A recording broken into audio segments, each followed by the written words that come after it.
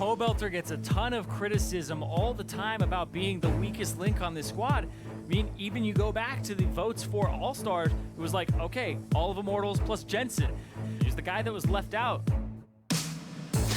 Well, I mean, I think last split I performed very well, so I think it was kind of deserved. And Pobelter is not really a playmaker, so people don't think too highly of him in that regard. Whatever. Like, I really didn't care.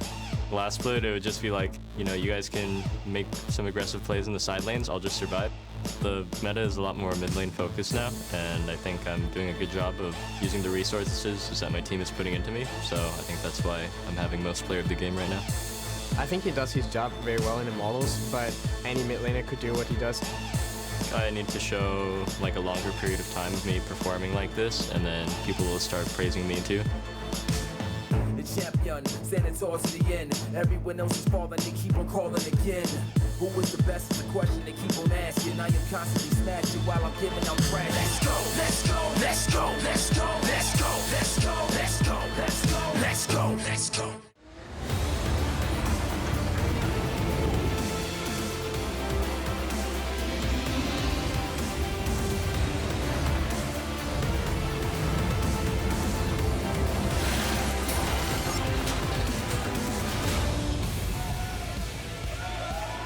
Let's go, everyone. It's Sunday, sunny Sunday here in LA, and the North American LCS is locked in and ready to roll. Fans are eagerly awaiting matches to get underway for an afternoon packed with their favorite teams and top competition. GBM arrived at the studio a short time ago for Energy's game against Echo Fox, meeting Froggen before heading inside. Good buddies there. Of course, they will have to face off against each other in the mid lane. TSM are going to play in our first match in the battle arena, arriving as a group, always in solidarity, and they're up against CLG here, sporting their American flag colors. Stixxay and Aframu going to be in that bot lane up against Doublelift and Biofrost. Thank you for watching with us on this 4th of July weekend, everybody. I'm James Dash Patterson, joined by Mark Zimmerman and Alberto Crumbs-Rangifo to help break down the desk and the games as the day breaks through. How are you guys doing today? Pretty good. Excited. Pretty good? Just pretty good? Yeah, just pretty good. Just pretty good. I'm here instead of getting hot dogs and Well, the chilling. 4th of July is tomorrow. I know, but like, you don't celebrate today too? Listen, what matters was that it was Canada Day before, and that's where it's at. Yeah, exactly. Crumbs is like, you don't celebrate July 4th? I don't even celebrate. Very, Canada Day, you to just, be what do you honest. just like wear all black? Crumbs just Like sit in the whole corner day, yeah. and drink water. I just play League. Yeah, that's lame. Anyway, right off the top, let's talk about our match of the week with 2nd and 3rd place going head-to-head as Cloud9 takes on Immortals. This is a big one. Of course, Cloud9 did get knocked down a peg against Team Liquid on Friday night, so they're definitely hungry for a win here against Immortals, as well as the fact that they got beat by Immortals first time around 2-1. Yeah, but Immortals continues to look very solid. In their macro game, their picks, the way that they commit, it's more reminiscent of how they were playing in the previous season, but a little bit more refined. So I'm really excited to continue this team. But again, a bit disappointed with Cloud9 dropping those games against Team Liquid, which, granted, some of them were Team Liquid played rather well, but Yep. I would have expected Cloud9 to continue rising as opposed to meet a stump. Yeah, I think that was the big concern, was that after that first game, it didn't look like, you know, really close games. A lot of times, like, Team Liquid would jump out to an early lead and then kind of control the game. Maybe there's like a Baron Seal or something to make it closer, but at the end of the day, it was mostly Team Liquid controlling. So I think a lot of people are going to look for a stronger looking C9 for today, but it's still going to be a really tough matchup to win. Just hopefully they play better. We saw the top of the show teasing a little bit that mid lane matchup between Jensen and Pobelter. Give me your thoughts on that one, as both of these guys have been pretty stellar throughout this split. Well, a lot of the champions mid right now require quite a bit of attention, especially with the vision control. So whichever jungler can path more effectively and impact the mid lane will be able to carry. And they're vocal about that. It's not just a mid lane versus mid lane. Right. It's who can find ways to impact the game. And we saw in the Team Liquid versus Cloud9 matchup how much attention they put onto Jensen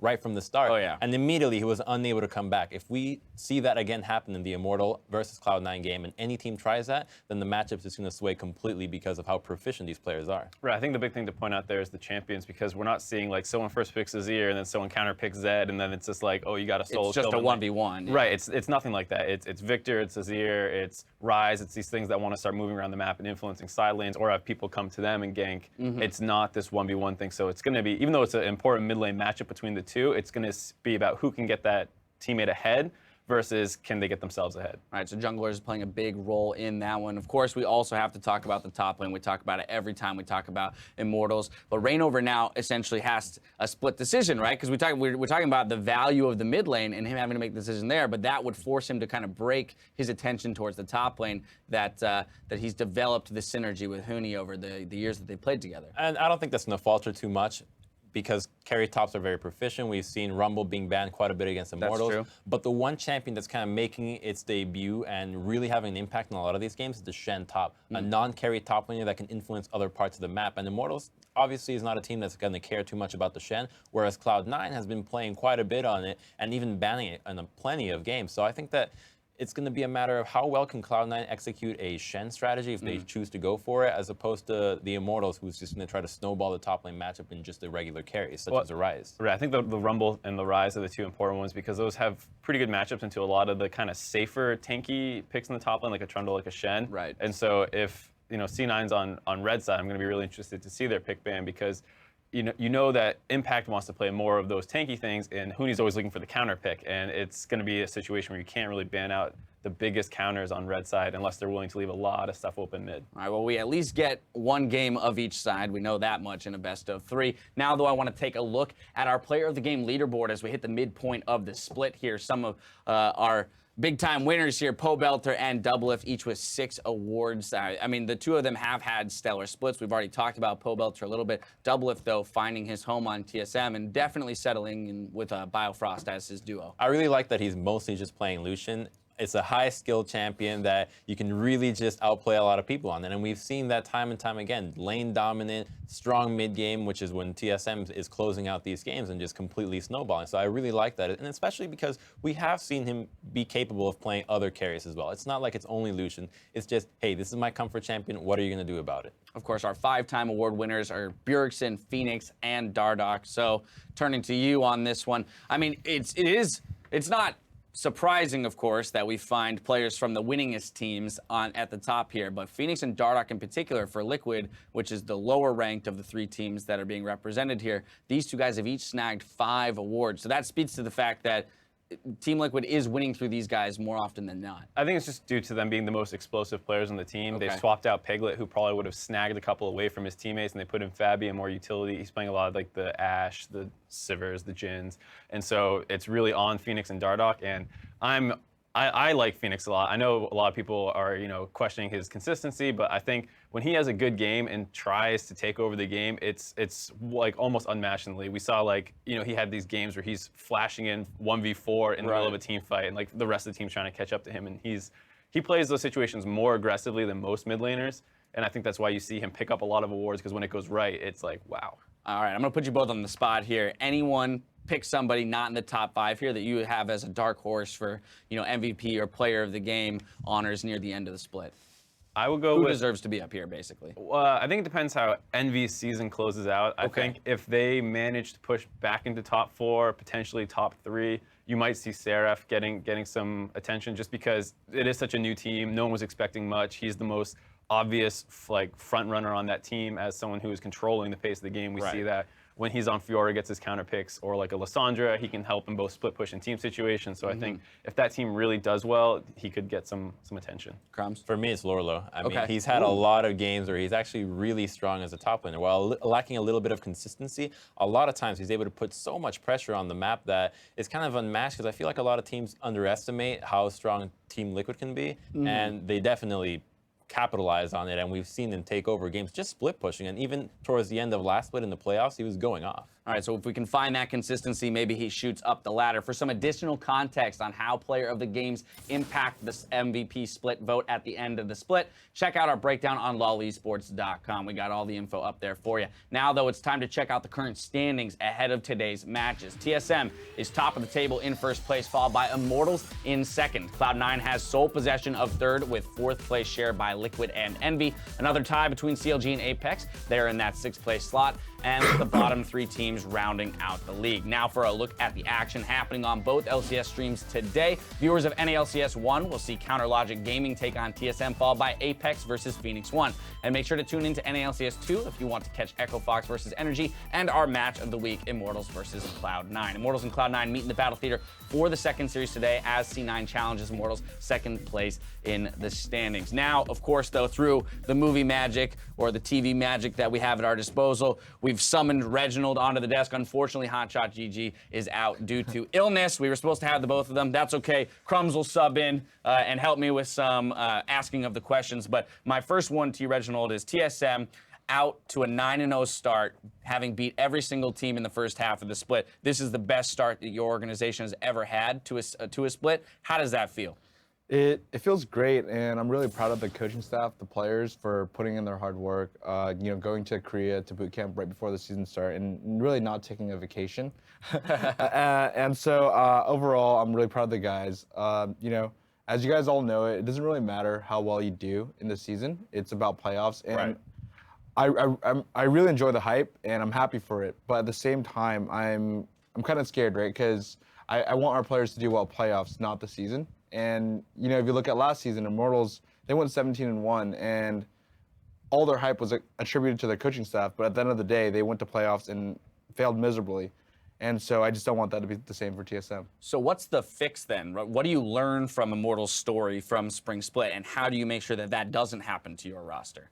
It's something that's happened to our roster multiple times throughout, the last few years, where you go into this mode where you're pretty much unstoppable, you play really well, and you're winning just purely based off of individual play.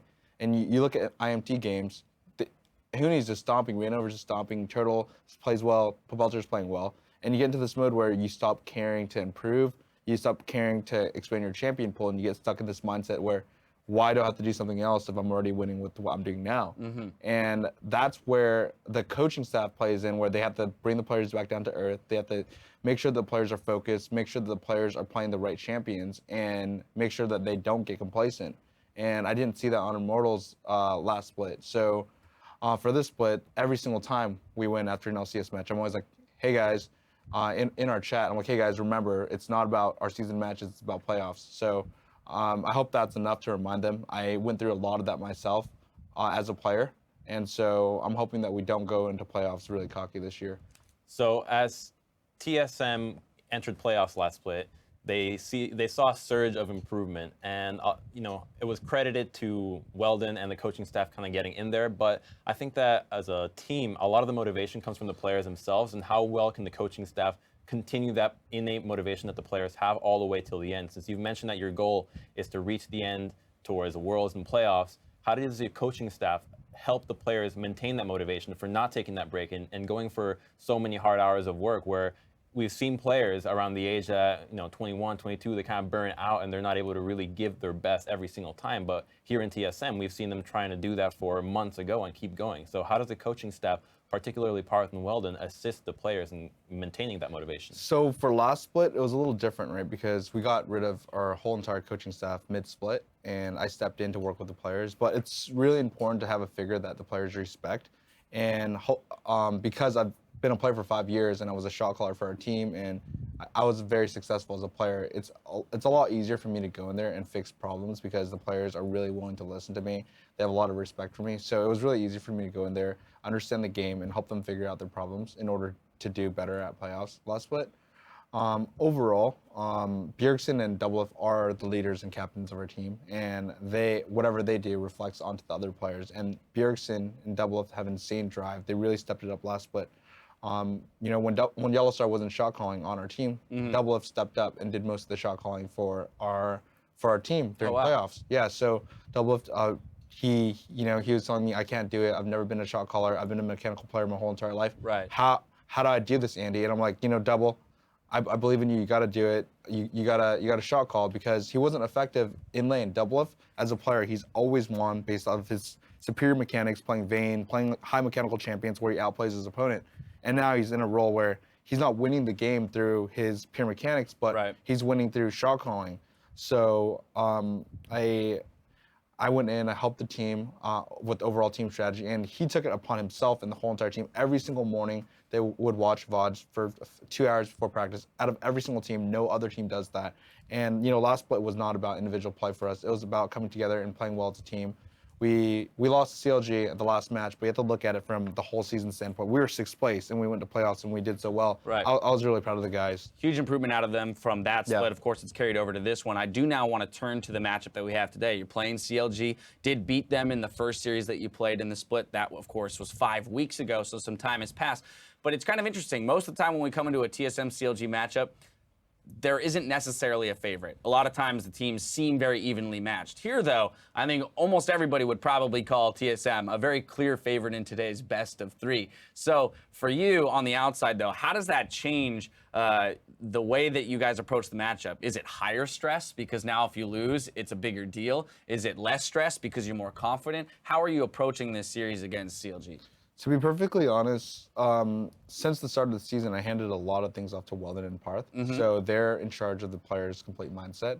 But I have complete confidence that they're going into the game with the right mindset. Weldon and Parth actually. Weldon and Parth has done a fantastic job this split. I'm really hoping it continues because from my standpoint, it's hard to tell how effective they are right now. But from what I see, they're really effective. I'm hoping that they come in with the right mindset. I am pretty sure that every single game we come in and play, we're not like, hey, we're the complete upper, like we play like we're the underdogs essentially. We don't come in being really cocky. We always look out to play the right champions every single week. So with the mindset, I think that we're just coming into it as any other match. We're gonna go and try our hardest. I think that CLG does have a pretty good shot. Okay. It's not as low as everyone thinks. I think it might be a 60-40 to our favor. Right. But at the same time, we had a couple shaky matches this split against Echo Fox. Against P1, we beat them, but the first game, it wasn't as clean. Gotcha. So it's really important that we stay with the mindset that anyone could beat us. So one thing that I've noticed that TSM kind of does differently that other teams aren't doing is they have a big sense of camaraderie. The players really seem to be friendly with each other, and that's something that's been brought from usually traditional sports, kind of have that attitude with players, bonding as a team and bonding for the love of the game. How much do you attribute that to the TSM success, as well as do you think it's really necessary for a team to have that sort of atmosphere where the team just really enjoys playing with each other and respects each other, not just as players, but as people? Yeah, I mean, that's the type of environment that we've always created, even with recruitment. And every single season I do recruitment. And it's really important for me to recruit players that are down to earth, that are humble, that are willing to learn. Because this game changes so much, you always, one point you're the best in this patch, and it's an assassin patch, and you're super good at assassins, and you do super well. And the next patch can just be about mages, and that's totally not in your element, not in your playstyle, and you have to start from the ground up. You have to recognize that now I'm the underdog. I have to do the improving. I have to be better, and I'm holding my teammates down. When you recruit players that think they're better than God, that they're the absolute best, then they're not going to improve. They're going to be like, no, I'm good at assassins. We should stick to assassins. There are a couple of players in their careers that always forced their actually, I don't want to call player names. I was going to. That's fine. That's fine. Yeah. There are a couple of players in their careers where they force champions on their team, and it's not the right meta, and they end up losing their team playoff games. There was a player on Cursed, that forced a Kali onto their team, right? There we go. No idea and what they that lost is. and they lost playoffs just because they want to play off-meta champions. Right. Or so I try to structure my team around making sure that players are willing to work together because this is a team game. You look at SKT, everyone attributes Faker for being an absolute god. The game right now is more of a team game than ever. Yeah. So every single time someone does well, it's because your teammates are supporting you to be able to do that. And, when the credit goes to one single player, it's really easy to get a big ego. But I try to really instill the teamwork. And ultimately, it shows with Yeah. the TSM roster, especially this one. These guys have had smiles on their faces when they're winning, and they definitely look to be working together. I got to push us ahead. I want to ask you if there's anything else you'd like to say. I know that Hotshot is not here. Generally, we get a little bit of trash talk between the two of you, but in terms of this matchup, you said 60-40, so maybe cautiously optimistic about it. But any final words on this matchup in particular before we get started? Well, I mean, I'd like to say that we're going to stomp CLG. I think it's gonna be a close match. You know, Hotshot's obviously nervous. He didn't show up today. That must be what it is. Called in last minute, saying he was sick. So maybe we have a higher chance than I think. Okay, I love it. Well, thank you very much for taking the time to talk with us today. Best of luck to the team. Feel better, Hotshot. I will take you at your word that you were actually sick and not scared of the interview. So we wish him the best as well. I think we're all excited to get the matches underway. So now it's time to send it over to the casters to get us started.